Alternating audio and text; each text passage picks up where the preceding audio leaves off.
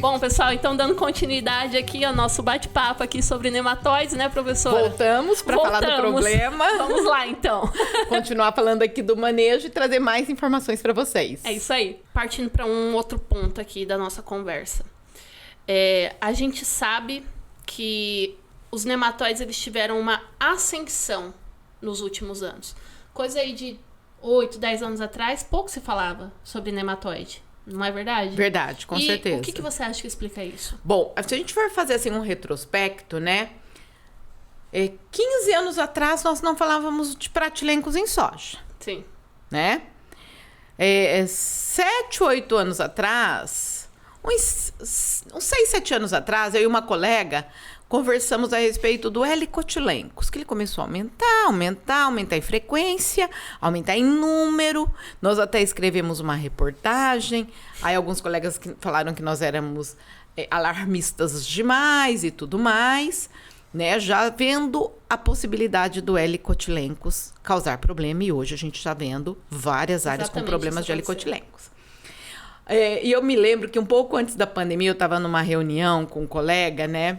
E eu falei pra ele, eu acho que tilencorrincos vai virar problema em soja. E ele falou, da onde você tirou essa ideia? Eu falei, tô sentindo. Tô vendo muita amostra com esse nematóide. Nunca eu vi esse nematóide em amostras antes. E agora eu tô vendo esse nematóide ocorrendo. Foi num levantamento em 2016, se eu não me engano, 16, 17. E eu tô vendo esse nematóide aparecendo em um monte de amostra. E eu ainda brinquei com ele assim, Thaís. Eu falei, se eu morrer primeiro e esse nematóide virar problema, você fala que eu falei que ele ia virar problema. Não que eu vá morrer, tá, gente? É aquilo, não, né? É aquilo, né, prof? Eu tenho que colocar pra fora, porque depois o problema acontece e eu quero que fale assim, eu quero ficar eternizada. Ela falou. Eu avisei. Brincadeiras à parte, esse ano no Congresso de Nematologia, um colega nosso que trabalha ali em Dourados, região ali de Dourados, Maracaju, falou, Cláudia, tô com uma área com tilencorrincos e tô fazendo um manejo do tilencorrincos e tá aumentando a produtividade.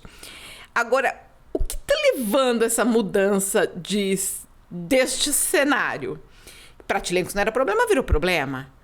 Helicotilencos está aumentando. Agora, do nada, esse tilencorrincos começa a aparecer. Um ectoparasita começa a causar problema em soja, né? Coisa assim que pra gente é muito, muito pouco esperado que acontecesse. Sistemas de cultivo.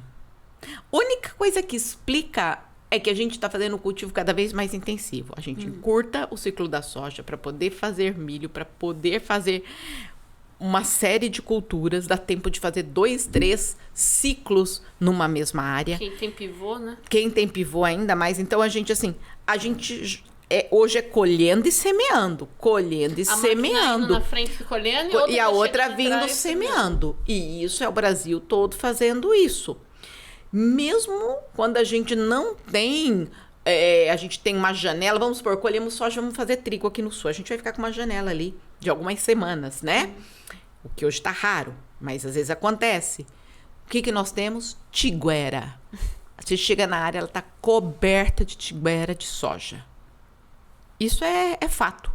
Então, o que tem selecionado esses organismos é justamente os nossos sistemas de cultivo. Nosso clima é favorável, umidade alta e temperatura alta. O que segura um pouquinho para nós ainda é a baixa umidade, os invernos mais secos, né? É o que segura um pouco a reprodução do nematóide. E os sistemas de cultivo muito intensivos, né? E a gente sabe que quando a gente melhora muito uma cultivar para produtividade, para características produtivas, vegetativas, a gente acaba perdendo um pouquinho também da resistência ali que a gente tem horizontal para resistência para patógenos, né? Perde de alguma coisa. A gente tem aquela erosão engênica às vezes, né? Vai perdendo alguns genes ali. Isso pode também estar acontecendo, né? A gente não tem mensurado isso. Pode ser, é uma hipótese. Mas o que aumenta, o que seleciona realmente é dar comida o tempo todo. Ele se adapta. Se adapta a comer bem, comer em abundância, né? E a gente vê, por exemplo, o caso do helicotilencos. O helicotilencos, até alguns anos atrás, ele era um nematóide considerado ectoparasita, vivia fora da raiz. Um trabalho conduzido pela doutora Andressa Machado e pela equipe dela, liderado ali em Londrina, já mostrou, acho que em 2019, essa publicação, se eu não estou enganada, que ele, em soja, milho, ele se comporta já como endoparasita. Ele entrou agora no sistema radicular, tá? Causando dano dentro da raiz. Então, se a gente pensar nos levantamentos de nematóide realizados no passado, helicotilenco só aparecia praticamente no solo. Agora, por exemplo, já teve caso de a gente achar 10 mil helicotilencos dentro de 10 gramas de raiz. É altíssimo. Altíssimo. E o que está fazendo isso é os nossos... Nós estamos fazendo isso com os nossos sistemas de cultivo.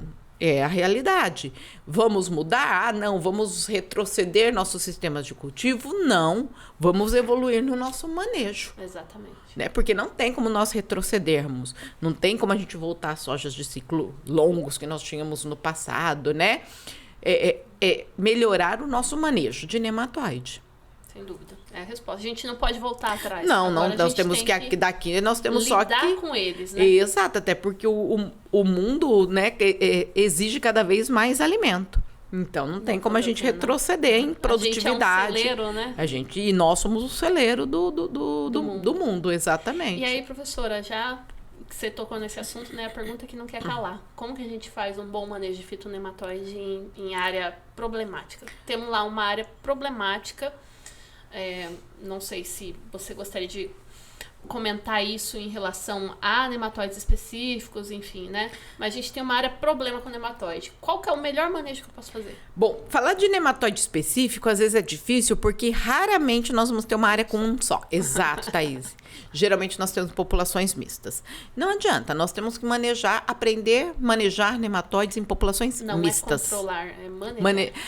Na fitopatologia, quando a gente pensa na fitopatologia, essa terminologia, manejo e controle, são usados como sinônimo, né? Uhum. A gente fala controlar, se alguém me fala controlar dentro do nematóide, jamais virá na minha cabeça que vai eliminar o nematóide, né? E a gente pode usar essa palavra, assim, eu não tenho restrição quanto a... Tanto que eu falo manejo, falo controle o tempo todo, né?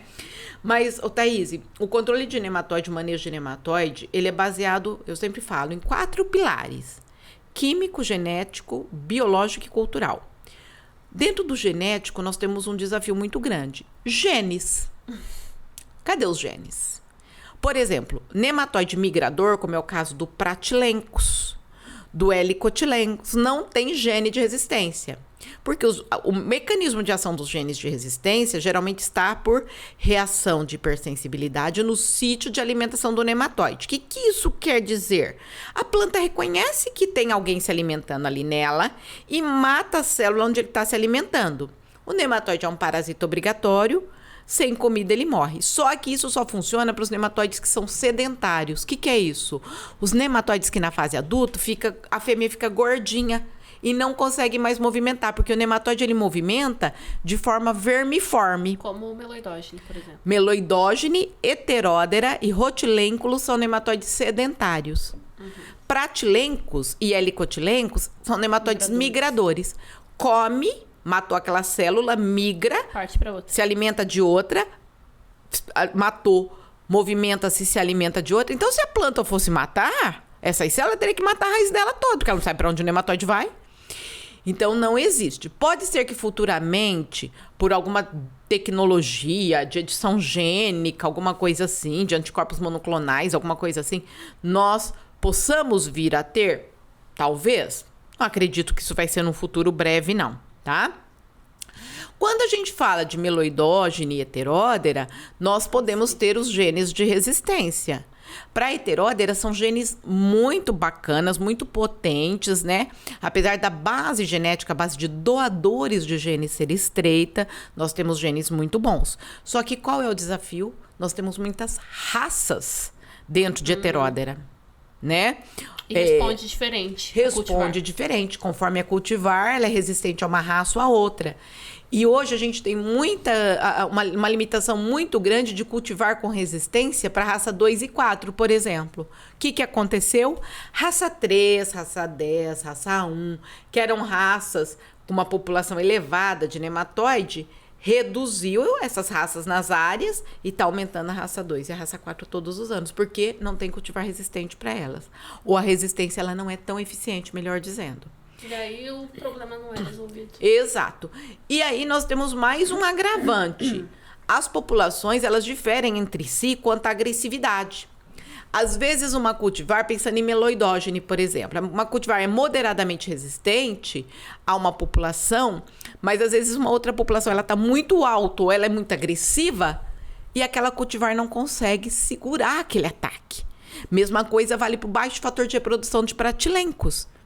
Então, é uma ferramenta importantíssima, sempre que possível deve ser usada, mas deve estar cuidada, protegida. Hoje eu falo não deve ser apenas ela. Não pode ser, até porque, por exemplo, vamos pegar 96Y90, que está sendo muito usado, o fator de reprodução dela é menor, só que está sendo usado assim, de forma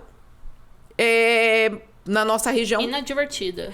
Muitos produtores usando por causa da resposta. Ao vivo acontecem essas coisas. Eu tô aqui cuidando do meu para não derrubar, porque eu sou super estabanada, né? Mas ao vivo é assim mesmo. Seguimos. Vamos seguir. E aí, o que acontece? O que a gente poderia fazer, né? Proteger essa cultivar. Eu falo, não importa se a cultivar é resistente, moderadamente resistente, baixo fator de reprodução, suscetível, ela tem que estar protegida. E o que é uma proteção de cultivar? É tratar essa cultivar com algum método biológico, até químico, se o produtor preferir, né? Hoje a gente vai falar disso, a gente usa mais biológico, mas é cuidar dessa cultivar para que nós possamos usar ela por mais tempo. Sim. Toda a população tem indivíduos que são naturalmente mais adaptados, mais agressivos àquela condição. Eu falo assim, eu gosto muito de pegar o exemplo da Covid. A Covid pegou o mundo todo. Vamos pensar aqui no nosso grupo. Nós temos colegas que ficaram acamados, que foram para a UTI, que infelizmente morreram. Outros tiveram sintomas brandos, outros não tiveram sintoma. Qual a chance de alguém que não teve sintoma não ter pego Covid? Por exemplo, eu nunca tive sintoma. Tive um sintoma uma vez de uma sinusite forte, mas foi na época da explosão. E o médico falou, se não piorar, nem vai para o posto de saúde, porque se você não tiver, você vai pegar, né? Nem vai fazer os exames. E aí eu fiquei em casa. Garante, né? Quem garante? A minha memória acabou, gente. Então eu acho que talvez tenha sido, né? Mas assim, eu não tive sintoma, eu trabalhei normalmente, só era como se fosse uma sinusite. Pode ter sido, pode não ter sido, porque eu não fiz o exame, né? Fui recomendada a não sair para fazer. Enfim, olha como os indivíduos reagiram de forma diferente. O vírus era o mesmo, os indivíduos reagiram de forma diferente. E não é diferente, né? Para a agricultura. Mesma coisa, quando eu ponho uma cultivar, eu tenho indivíduos de nematóide no solo que vão reagir de forma diferente àquela cultivar. Então, quando a gente, pegando aqui o exemplo, vamos pegar 96Y90, que tem sido muito usada, que tá dando bons resultados, eu uso 1 ano. Aí, aqueles indivíduos que conseguem parasitá-la estão em baixa população, mas dá uma aumentadinha. Eu uso mais 1 ano. Mais 1 ano. 3º, 4º ano, aqueles indivíduos que não conseguiram se alimentar dela sumiram. E os que conseguiram nem tem competidores, explode. E aí, a gente perde a tecnologia. E aí? Pra onde que a gente vai? Pra onde que a gente vai? Porque olha quanto tempo a gente tá penando aqui com um nematóide, né? Sem uma cultivar que dá uma performance bacana nessas áreas. Então, este é um cuidado.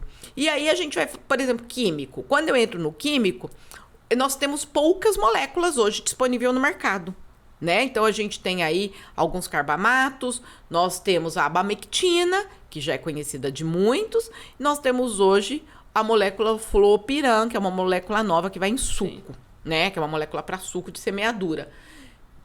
Temos uma nova molécula para entrar no mercado, né? Que é o ciclobutrifluran, mas é basicamente isso que nós temos. Então, nós temos um número restrito de moléculas. Então, falamos de 2 pilares aqui, né? É o químico e o genético. Biológico. O biológico, hoje, é o carro-chefe, né? Eu digo junto com o manejo cultural. Mas hoje é quem predomina a proteção de planta. Eu gosto de dividir, Thaís, o controle de nematóide em 2 grupos. Nós falamos dos 4 pilares. Para mim, o controle genético e o controle cultural, eles são os redutores de nematóide. tá? E o controle químico e o biológico são os protetores de planta. Não quer dizer que eles não baixem também o nematóide, mas o meu objetivo principal quando eu uso um químico e um biológico é proteger a planta. E aí a gente falou dos desafios aí, por exemplo, dos da cultivar. Além do que se eu tiver população mista, a cultivar pode ser suscetível a um e resistente a outro, né? Tem isso ainda.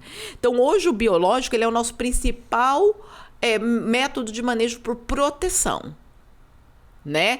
Hoje o Brasil todo adota o manejo biológico, inclusive quem faz controle químico, porque já temos muitos produtores que faz químico, mas põe o biológico junto. Sim. Então, o biológico foi o método de controle que mais cresceu e estima-se que o mercado ainda dobre nos próximos 5 a 6 anos o faturamento com moléculas bionematicidas. E é até uma pergunta, né, que eu ia te fazer sobre isso, porque hoje a gente vê uma inversão, né, no cenário do manejo de nematóides. O que antes a gente tinha como a estratégia de manejo aí, vamos falar de produtos, né? Era químico. Sim. Que era o mais adotado, usado, né? O mais adotado. Hoje a gente inverteu isso. A gente já vê os números invertendo isso. Hoje a adoção maior é de nematicidas biológicos. O que você acha que explica isso, professora? Eficiência. A gente tem duas coisas. Algumas moléculas que eram muito tradicionais dentro do químico foram retiradas do mercado, né? A exemplo? O furadã, por exemplo, que era muito usado na cana-de-açúcar, foi retirado. Teve-se que substituir por alguém, né? E a gente tinha também os produtos muito usados aí, o próprio carbofuran em soja, em outras culturas, né? Mas o que aconteceu? Acreditava-se que jamais o biológico fosse dar um manejo tão eficiente quanto o químico. Então tinha-se um preconceito a respeito do manejo biológico. Inclusive eu, lá no passado, não acreditava que eu veria uma transformação tão grande no cenário do manejo de nematóide quanto nós vimos. E é simplesmente surpreendente os resultados que nós temos com o controle biológico. Alguns anos atrás que a gente começou... Não falha, né? Não falha. Impressionante. Não falha. Ele pode não dar o milagre que o produtor espera, porque a área tem problemas mais severos, nós podemos falar disso. Mas que o controle é garantido, ele é. Eu assino embaixo que ele vai entregar um controle igual ou superior ao químico hoje. E tem ainda um ou outro produtor que tem receio de tirar o químico e confiar só no biológico. Claro que tem casos que a população está tão alta que a gente adota mais de uma estratégia. Aí precisa de um choque mais Precisa intenso, de um né? choque, mas aí são casos pontuais e também porque não quer fazer o manejo cultural. Do contrário, a gente pode usar, sim, o biológico, né? Então, assim, muitos produtores usam o químico e o biológico porque o químico ele faz aquela proteção, aquela barreira imediata. O biológico estabelece e leva esse controle mais adiante.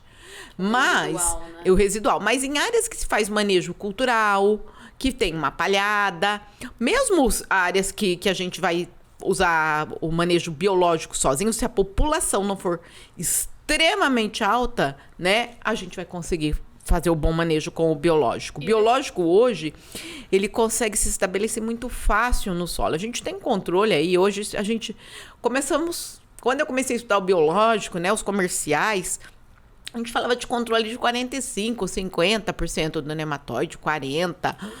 Hoje a gente está falando de 70%, 80% de controle de nematóide. Então é bem surpreendente. As cepas estão muito boas, selecionadas. E depois outra, né, professora? Quando a gente fala sobre o controle biológico, né, focando em nematóide, a gente vai aplicar algo ali no suco ou no tratamento de sementes, enfim, majoritariamente. A gente não tem apenas o efeito protetivo, né? A gente não tem só o controle.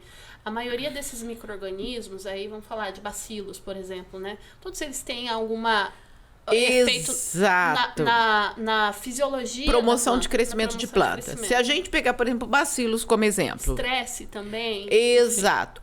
Bacilos, que hoje o mercado de biológico hoje é predominado por bacilos, né? A gente deve ter hoje próximo a 80 produtos biológicos registrados no Ministério da Agricultura. Creio que 90% tem bacilos na sua composição. Então, se a gente pegar o bacilos, o que o bacilos é? O bacilos, ele compõe o grupo das rizobactérias promotoras de crescimento de planta.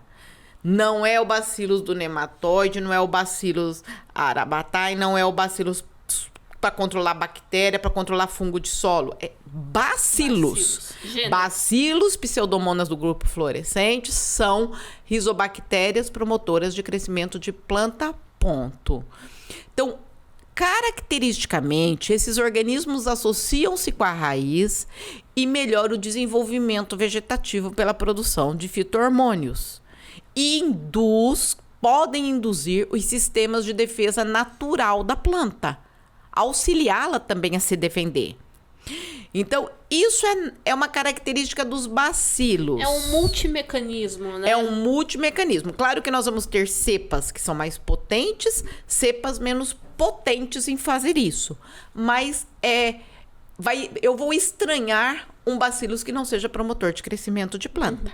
Não espero que todos os bacilos controlem nematóide, que todos os bacilos controlem fungo de solo, que proteja de estresse hídrico e assim por diante. Agora, não promover crescimento de planta realmente são exceções. Cepas muito pouco eficientes que não promoveriam. Sim. Então, é nato do bacilos. Bacilos compõem este grupo, né? E muitos se perguntam, qual que é melhor, então? É subtilis, a milo, belezense? Depende da cepa. É a cepa, exatamente. Aí é cepa. Cepa que determina a característica, né? Ponto, né? Então, isso são características que o produto entrega, os biológicos entregam, que vão além de controlar nematóide, né? Então, o controle de nematóide, o produto está lá registrado para controlar nematóide. Ele pode fazer outras coisas? Sim, ele pode. O fato dele estar registrado para um fim não elimina as outras características dele. Espera-se que todos façam tudo?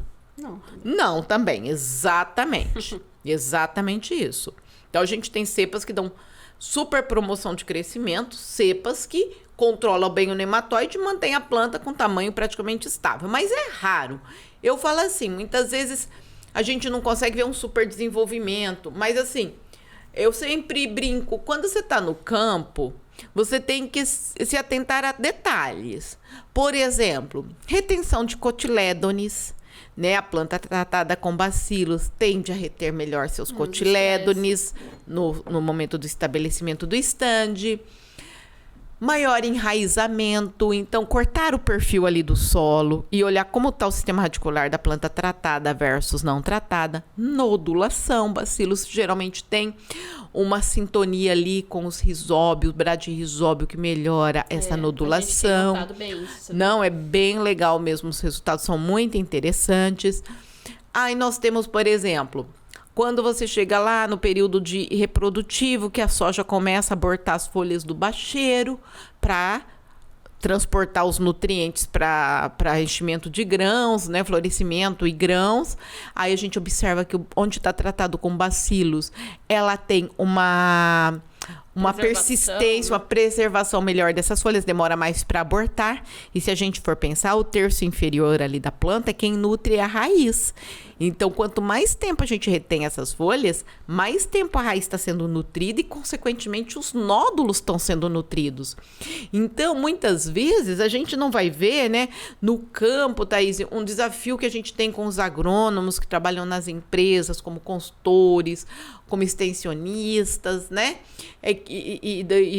O pessoal que trabalha com as empresas que vende produtos também fala assim, eu fiz o levantamento de nematóide na área tratada e não tratada, e na área tratada tinha mais nematóide. Lógico, tinha mais raiz. Tinha mais raiz. Não está competindo. É o efeito que a gente chama de efeito rebote, mas olha a soja. Olha como está essa soja, olha como está esse stand. Eu falo, desapega, né? Desapega desse número de nematóide na raiz. Eu costumo brincar assim, quem vai dizer se o produto é bom ou não é a soja lá no campo.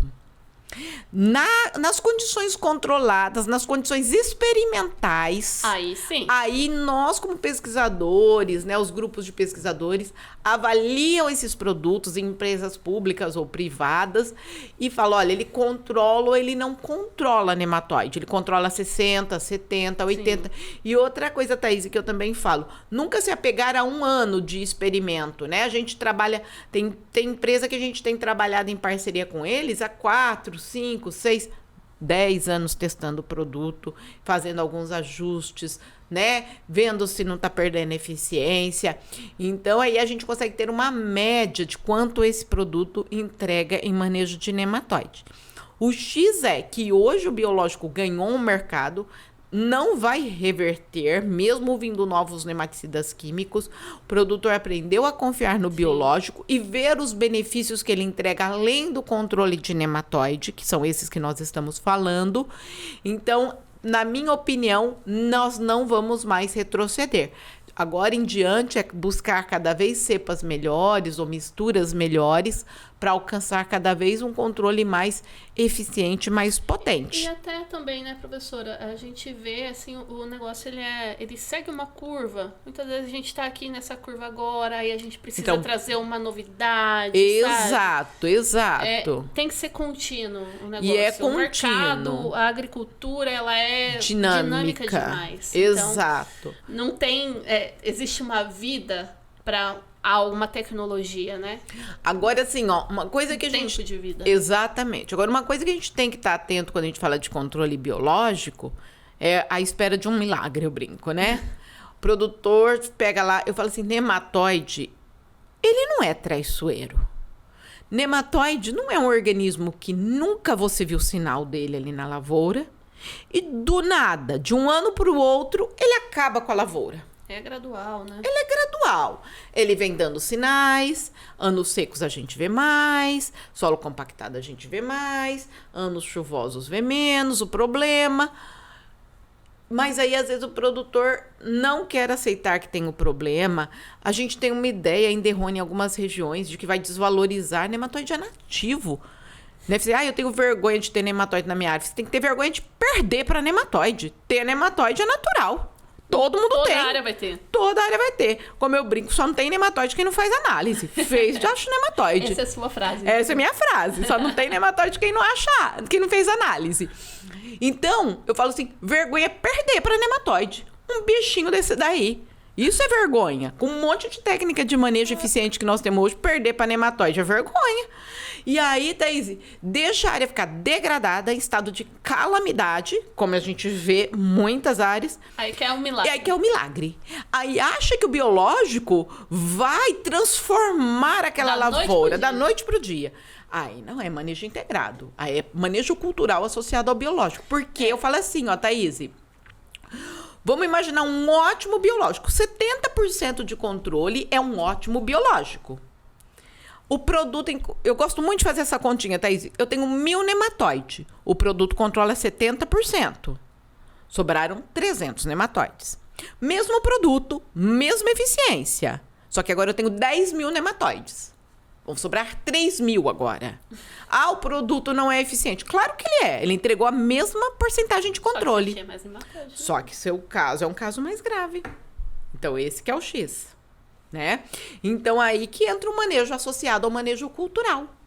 Que são as plantas que não reproduzem ou reproduzem menos o nematóide. Baixa a população, pega uma braquiária, um milheto, um mix, um consórcio. Dependendo da população de nematóide. Não tem como a gente falar, use tal cultura, se você não conhece a população de nematóide que tem na área. Aí entra estas plantas, inclusive essas plantas tratadas também. Eu vou usar uma braquiária, tem pratilencos. Trato ela com bacilos. Trato ela com biológico. Tem muita gente adotando isso, né? Muita gente adotando. O pessoal tem me perguntado bastante sobre isso, pedindo recomendações e tudo mais. Eu tenho visto que isso tem crescido. Sim, tem que hoje as empresas que trabalham com biológico já tem que ter um ajuste de dose para braquiária, porque tem se procurado muito e o resultado é muito bom. Porque os benefícios da braquiária são inegáveis. Qual que é o nosso desafio? Tem uma redução populacional. Exato. O nosso desafio é o pratilencos ou helicotilencos. Mas eu coloco um biológico que controla 70% a multiplicação, somado a todos os benefícios dela. E outra coisa, aí o biológico que eu vou pôr na soja na sequência vai estar sob palhada. Seja ele fungo ou bactéria. Melhor ainda. Nossa, a performance dele é muito melhor e a longevidade dele é muito maior. Então eu só tenho a ganhar nesse sistema. Sim. Só a ganhar. Então hoje a base do manejo, na minha opinião, é o cultural associado ao biológico. Ah, mas não dá para fazer manejo cultural. Não dá para fazer planta de cobertura. Trata o milho. Excelente. Trata o milho. Milho não pode ir para lavoura sem tratamento hoje. Né? Então, essas são as lições básicas. Um consórcio, né? Milho e braquiária. Trata o milho ou a braquiária. Se possível, os dois. Porque os dois são suscetíveis. Mas, nesse caso, trate um deles. Você tratar a braquiária, aquele sistema radicular abundante dela, o produto vai acabar se espalhando também e protegendo, cuidando um pouco do milho. Se perfilha, né? Muito. Exato. Cruza com a raiz. Cruza com a raiz.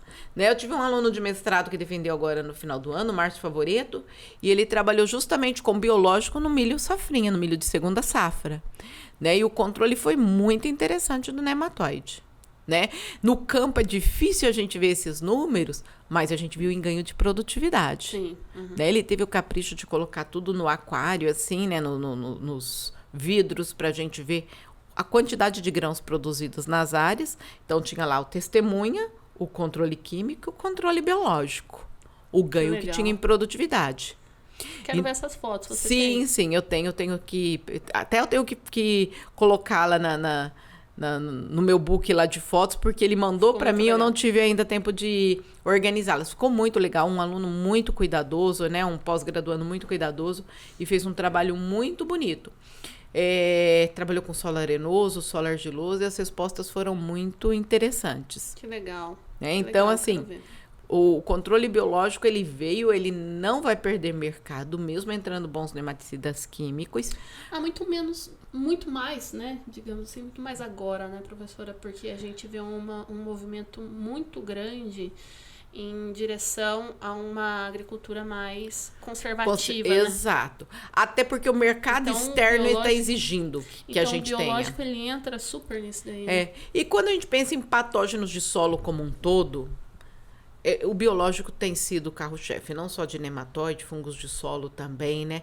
Não existem produtos que entregam tão bem, né, quanto os biológicos. A gente, assim, como indústria, a gente tem bastante para evoluir em termos de desenvolvimento de tecnologia que entregam tão bons resultados na aplicação via folha quanto entregam no solo. No solo, mas né? O solo é o ambiente do micro-organismo. Exatamente. Ali ele está na casa dele, né? Então é muito mais fácil para ele se estabelecer, para ele conseguir expressar seu potencial de controle, né? Que ele tem do que numa parte aérea onde tem sol, né? Tem radiação sol, solar, temperatura, tem exposição. Os micro-organismos habitantes também ali do risoplano, que estão muito adaptados àquela... Risoplano não, do fitoplano, né? Que é na parte aérea. Adaptado àquela condição de estresse tremendo, Compete muito. Exato. Então, também acredito nisso. E aí, prof, dentre os micro-organismos que a gente tem visto aí tradicionalmente sendo utilizados no manejo biológico, né? Manejo biológico de fitonematóides, o que você tem visto que tem sido mais eficiente, assim, nas suas pesquisas? Quais micro-organismos você tem visto com resultados mais legais? Então, Thaís, eu fiz até uma aluna minha, né, Monique, me auxiliou num trabalho que eu fiz para o Congresso da Soja do ano passado, para apresentar os resultados no Congresso da Soja, foi 2022, né, o último Congresso da Soja, e a gente pôs muitos biológicos lado a lado, à base de fungo, como purpureocílio, pocônia, tricoderma, eu não lembro se tinha ele isolado ou só em mistura, e vários bacilos em cepas únicas, duplas e triplas. Quando a gente pensa em manejo de nematóide, eles são muito semelhantes. O que difere, às vezes, a facilidade de aplicação, você poder comprar um TSI, você aplicar no pó, algumas características do operacional diferem. Quanto ao manejo, as boas cepas de fungos e de bactérias, elas entregam resultados bastante semelhantes no que tange a manejo do nematóide, controlar o nematóide. O que vem de operacional e facilidade de comprar, às vezes, um TSI. Hoje, por exemplo, os bacilos vêm em TSI. Desponta, né? Por quê? Porque os bacilos são bactérias gram-positivas. Então, eles formam o endósporo, esporula. Exato. Tem se pesquisado protetores para os fungos, para poder também colocá-los no TSI. O sul do Brasil usa muito ainda o TSI, sim, né? E tem a facilidade de não ter que retratar e tudo mais. Então, isso facilita ali para o produtor. E mesmo quando a gente pensa no Brasil como um todo, ainda a minoria que nós temos aplicadores de suco, né? Que seria uma outra opção. Então, tem esta facilidade. Então, o Bacillus tem essa vantagem quando a gente pensa em formação de esporo de sobrevivência. Quando eu ponho uma boa palhada, faço braquiária, faço uma aveia e dou as condições para os fungos, eles têm uma performance muito boa também. Por quê? Porque os fungos, eles são saprófitas. Eles se alimentam de matéria orgânica em decomposição. Então, aí a gente dá uma melhor condição para ele se estabelecer ali naquele solo. Mas se a gente pensar em manejo de nematóide, se eu pegar cepas que estão ali registradas, que vêm de empresas que já tem todo um nome ali, um know-how quando a gente fala de sistemas de cultivo, né?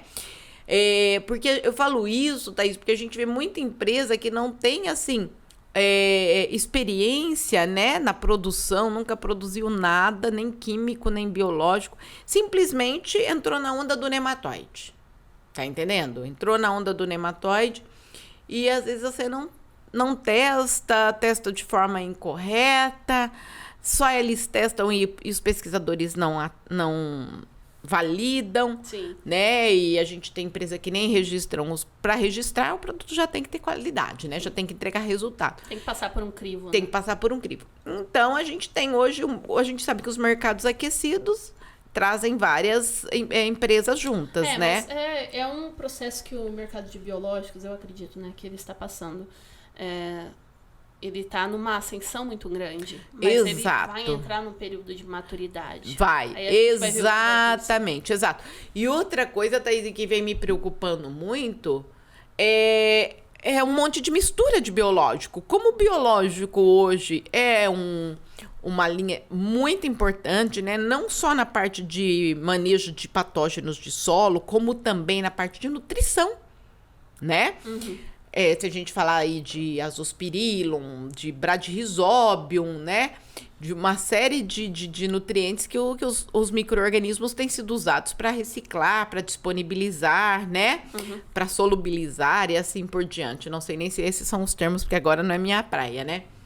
Mas aí, por exemplo, a gente estava um tempo atrás, no ano passado, numa viagem técnica e tinha um produtor ali da região de Chapadão, que o consultor tinha oferecido para ele um pacote de tratamento que tinha, se não me falha a memória, 14 ou 18, era 14 biológicos em um único tratamento. Assim, não em um único produto, no pacote. Vários produtos somando. Então tinha ali o bradyrhizóbio, geralmente 2 que já vem, né? O Eucane japônico, o azospirillum, aí vinha um bacillus arabatá, aí vinha os bacilos para controlar nematóide, vinha o tricoderma para controlar fungo de solo, ia somando, 14 biológicos. Aí você pergunta, 14 biológicos, 14 estão atuando? Eu acho pouco provável. Eu costumo brincar, Thaís, que isso é igual ao trabalho de faculdade. O professor manda fazer o trabalho em 8 pessoas. Você acha que 8 pessoas vai fazer o trabalho? Tem um ou outro que vai trabalhar, né? 2 vão trabalhar, o resto é nome na capa. É o que eu costumo brincar. Agora, como você vai saber quem que foi o nome na capa, quem realmente trabalhou? Só se dedurarem. Do contrário, você nunca vai saber. É verdade. Então, quando você põe 14 biológicos, provavelmente 4, 5 vai estar entregando. O resto tá de carona. E muitas vezes eles vão ser meio que antagonistas. Muito bem colocado. Porque eu já vi caso, Thaís, de experimentos onde misturou muitos produtos, e baixou o crescimento da planta. Justamente, eu já vi isso, a gente já fez alguns trabalhos também, onde a gente testou algumas combinações de produtos biológicos, e a gente vê que o efeito é reverso, muitas vezes quando você coloca muita coisa ali, induzindo muito a promoção de crescimento. Choque hormonal, né? Desequilíbrio hormonal. Desequilíbrio hormonal, exatamente. A planta, ela começa a... Você olha de cima, assim, a planta, ela tá muito bonita, né? Você olha do céu da planta, tá bonito. Só que a hora que você vai depenar a planta, você vê que ela tá pouco engalhada. Exato. E tem pouca formação de vagens. Tem menos formação de vagens. Exato, a gente tá causando um distúrbio. Muito. Um distúrbio na planta. Eu já vi isso, eu já vi caso de baixa nodulação, porque você causa ali uma competição extremamente grande. Você coloca um monte de organismo que produz metabólitos muito fortes e acaba afetando os bradyrhizóbias, bactérias fixadoras de nitrogênio. Ou seja, a própria... Eu falo aí como empresa, né? A própria empresa ela tem que conhecer bem o manejo que ela vai posicionar. Exato, aí que é o X, né? A empresa tem que posicionar hoje, não é um produto, é um manejo. Justamente. Né, Thaís? Porque não adianta você ter um bom produto para controlar nematóide se ele não está dentro do seu manejo, do seu pacote de manejo ali, do seu pacote de... O que eu tenho aqui? Ó? Eu tenho o produto para controlar nematóide, junto ele vai vir com um fertilizante, com um indutor, com o manejo de doenças também. Qual é o pacote? Ah, mas eu tenho só o produto nematicida. Posso colocá-lo? Pode, só toma cuidado dentro do que ele está indo. Né? Às vezes a gente vê uns produtos que vêm com umas misturas. Por exemplo, eu já vi um nematicida que vinha... Não era aqui no Brasil, era um produto que estava sendo desenvolvido no Paraguai com 7 organismos. Todos bons, só que alguns sensíveis. Então, quando misturado com bacilos, com tricoderma, que são muito potentes, produzem muito metabólito, são competidores de risosfera muito eficientes. Esses outros mais delicados, eles são bons. Mas quando ele não consegue competir na risosfera com bacilos, por exemplo, que é um dos melhores competidores de risosfera que nós temos. Né? Ou mesmo... Tem que ter muito cuidado, né? Tem que ter esse cuidado. Então, às vezes me perguntam, tem risco da compatibilidade de incompatibilidade de químico com biológico? Eu falei, minha preocupação hoje é outra. É biológico com biológico. Químico com biológico eu já não me preocupo, não. Tá dando super certo. Posso pôr o inseticida, o fungicida e o nematicida biológico tranquilamente. Fungicida, inseticida químico com o nematicida biológico. Tá indo super bem. Vai embora, exatamente. A gente tem visto também, professora. E vocês que... incompatibilidade de produtos, né? De micro-organismos que estão contidos em produtos pode ser um problema. E vocês que estão no campo, né? Que estão dando ali toda essa assistência, né? Introduzindo e acompanhando o controle biológico, podem ver muito mais do que a gente. Porque muitas vezes quando a gente vai testar, a gente vai testar um produto ou uma combinação ali de... Isola. E aí, no campo é que vocês vão ver isso daí mais do que a gente. É isso aí. Exato. E, professora, uma última pergunta, né? Pra gente finalizar aqui. O que tá vindo aí, dentre as suas pesquisas, tudo que você tem feito aí, que você e sua equipe tem trabalhado, o que tá vindo aí de novidade para a área de controle, de manejo, né? E controle biológico de fitonematóides? Dentro de fitonematóide, o que a gente tem visto... São novas cepas. Não acredito no momento muito em novos organismos. Surgir um organismo novo do nada. Porque o que nós trabalhamos hoje? Bacilos, que é o carro-chefe, né? Onde a gente tem maior quantidade de produto. Pocônia, Purpureocilium e Tricoderma, né?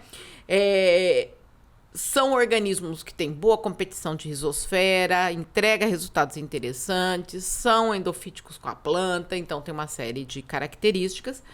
Nós temos outros pesquisados, como o fungo Arthrobotrys, a bactéria Pseudomonas, só que elas têm limitação, às vezes, de competição de risosfera. Não é eficiência de nematicida, como nematicidas são bons, mas competição de risosfera, né? Então, são, assim, organismos que, para eles virem solo num produto, vai ser muito difícil nós conseguirmos entregar o resultado. Então, eu acho que hoje nós temos uma seleção de organismos muito bons. O que pode vir novo? O que nós temos? Cepas mais potentes, cada vez mais potentes, misturas de cepas potentes.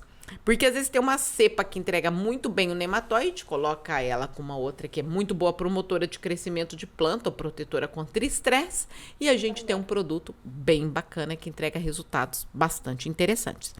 Então, posso estar enganada, mas esse é o cenário que eu vejo. E também produtos à base de metabólitos, extratos, exato. Extratos, resíduos, produtos fitoquímicos, né? Que eles são derivados de alguma parte de planta ou de algum resíduo da planta e que podem também controlar nematóide. Compor o manejo também, né? Compõe porque geralmente são moléculas que degradam mais fácil, mais biodegradáveis, né? Porque já são geralmente compostos orgânicos aí de fácil degradação. Então, eu acho que esse é o cenário que nós vamos assistir. Creio que nós vamos ter evolução, sim, nessa parte. Talvez, assim, a gente tenha que ter... Porque hoje a gente tem controle químico e controle biológico, né? Para registrar o produto. Talvez esse controle fitoquímico tenha que ser visto também com atenção. Porque não é um produto de tão difícil degradação quanto um químico, né? Também não é um biológico no conceito de controle biológico. Então, talvez nós tenhamos que ter... Ele pode vir com um efeito mais de choque mais proeminente, né? Pode que é o que ser. a gente busca nos biológicos. Exato. E pode ser também que ele venha ali... Eu falo assim, nós vamos ter que ir agregando, porque cada vez a gente vê os nematóides mais adaptados. Nós vamos ter que adaptar a eles o manejo, não é, Thaís? Então, às vezes, Thaís, você entra com um biológico e daí você consegue ter um produto, de repente, para pôr numa aplicação em barra. Sim. Para dar mais uma ajuda, ou mesmo junto com um biológico. São linhas que eu acho que a gente ainda vai evoluir bastante aí nos próximos anos, né? Principalmente compostos que não são voláteis, né? Porque a volatilização acaba fazendo que o residual perca muito rapidamente. Então, mas eu acredito muito nas novas cepas, né? A gente tem visto cepas cada vez mais potentes. Às vezes a gente vê alguns materiais que eu falo assim, meu Deus... Né? A empresa vai sair louca com isso aqui, falando que controla 90% do nematóide. E eu falo, às vezes você faz um ensaio, controlou 90%, 92%. Você faz outro, controlou 65%. Na média, eu tenho um bom controle que é 70%, 75%. Milagre não existe. Erradicar um organismo no ambiente que é natural dele é praticamente impossível. Exato. Na agricultura, salvo se a gente pegasse esse solo e fizesse uma esterilização desse solo, que agora... Qual é a vantagem disso? Jamais teria. Tirando isso, nós temos que aprender que ele está ali, que ali é o ambiente natural dele e que a gente vai conseguir conviver. Exato, a palavra é essa, é conviver. Aceitar o problema e conviver com este problema. O X a gente quer tapar os olhos, assim, vou fingir que ele não está aqui para ver se ele desaparece. E ele não vai desaparecer, né, Thaís? Nós temos que aceitar que ele está lá e encarar. Ele tá lá e vai continuar. É igual a pessoa que tem pressão alta. Eu vou fingir que eu não tenho pressão alta. Você vai infartar, vai morrer. Não, você aceita o problema e você maneja o seu problema. Faz caminhada. Aprende a viver com ele, exatamente. O nematóide é nativo. Nós falamos hoje muito disso aqui. Que os nematóides são nativos dos nossos solos. Temos que aprender. Quando nós chegamos para plantar soja, milho, cana, algodão, café, o nematóide já estava lá. Mas estava em equilíbrio. Nós é que chegamos e invadimos o espaço dele. Então, nós é que vamos ter que adaptar a conviver com ele. É isso aí. E é isso aí que é o segredo. O segredo é aceita que dói menos. É isso aí.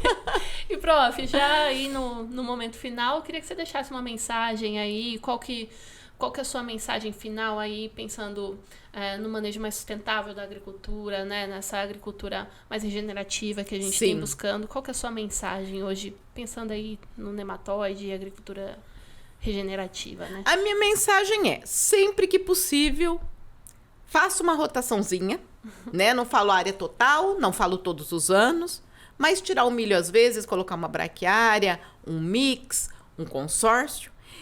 E o ponto hoje é, cuide do milho. Não tem como descuidar mais do milho. O milho hoje é o nosso grande vilão. O milho tem que ir para o campo tratado com biológico. Agora mesmo nós estamos preparando para plantar milho. Não tem como negligenciar a cultura do milho. Ela é muito suscetível a nematóide. Está deixando populações altíssimas de nematóide para a cultura da soja. A gente faz 2, 3 tratamentos na soja e não faz nenhum no milho. Vamos cuidar do milho. Porque o milho, para mim, hoje ele é o grande vilão do nematóide da soja. Está deixando a população muito alta. E mesmo você tendo um biológico espetacular, nós somos ali dos 70%, ele não vai conseguir segurar sozinho.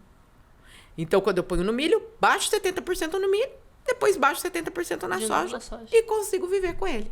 Muito bem. Quanto mais vezes eu entrar com o biológico, eu costumo brincar, Thaís. Foi visitar a área, biológico até na botina do agrônomo que visita a área. Biológico em tudo. Mas de tudo, a soja, né? Claro que é o primeiro. E segundo, o milho. O milho não pode mais ir para a área sem tratamento biológico. Muito bom. É essa a mensagem. Excelente. Obrigada, professora. Obrigada. Um prazer imenso estar aqui com vocês. Agradeço a First pela parceria, pela confiança. Espero ter trazido um pouquinho aí de informação para os nossos ouvintes. Sempre juntos. Já são o quê? Bom, desde que eu tô aí, Forte Green First, já são 4 anos que a gente está trabalhando juntos. Já estamos aí juntos. E já é diante disso, com certeza. Um grande abraço a toda a equipe da First, da Forte Green. E parabéns pelo trabalho que vocês vêm desenvolvendo. Obrigada, professora, mais uma vez. Obrigada pela sua presença aqui, por toda a sua contribuição. Aprendi muito. Acredito que o nosso ouvinte aqui também vai aprender bastante, né, com o podcast. E o convite está sempre aberto. Espero receber você mais vezes. Obrigada por tudo. Tchau, tchau, pessoal. Pessoal, fiquem ligados aí dos próximos episódios. É isso aí. Um abraço.